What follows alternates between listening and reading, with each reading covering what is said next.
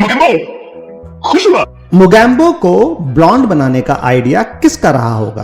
किसने शेखर कपूर फिल्म के डायरेक्टर को आइडिया दिया होगा, या ये शेखर कपूर के खुद की दिमाग की उपज थी कि अमरीश पुरी को ब्लॉन्ड हेयर्स दिए जाएं मोगैम्बो का किरदार निभाने के लिए? क्या मोगैम्बो अपने हेयर्स को ब्लॉन्ड करवाता था महीने में 1 बार या 2 बार, या वो गंजा था और ब्लॉन्ड विग पहनता था? अब अमरीश पुरी के बाल नेचुरली ब्लॉन्ड हो, ये बात गले के नीचे उतरती नहीं है पानी पीने के बाद भी।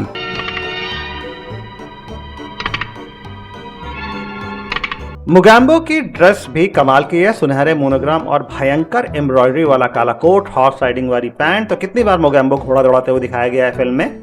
फैंसी हाईनेक बूट्स और हाथ में राजदंड मोगैम्बो को एक राजा या जमींदार का भी एटीट्यूड देता है।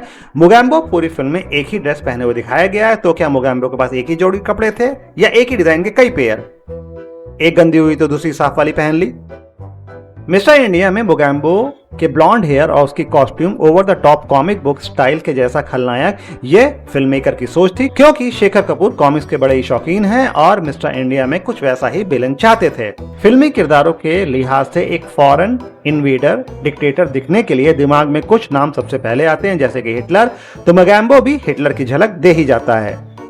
पर फिल्म के राइटर जावेद अख्तर साहब बताते हैं कि मोगैम्बो की कॉस्ट्यूम और स्टाइल पाकिस्तानी डिक्टेटर जिया उल हक से भी काफी ज्यादा इंस्पायर्ड है, और जिया उल हक के पुराने वीडियोस को देख के साफ साफ समझ में आता है कि मोगैम्बो की ड्रेस और उसकी हेयर स्टाइल और उसकी वॉक जिया उल हक से काफी मिलता जुलता है। और मिस्टर इंडिया उस दौर की फिल्म है जब जिया उल हक पाकिस्तान पर रूल कर रहा था और हिटलर को मरे 30 से 40 साल हो चुके थे।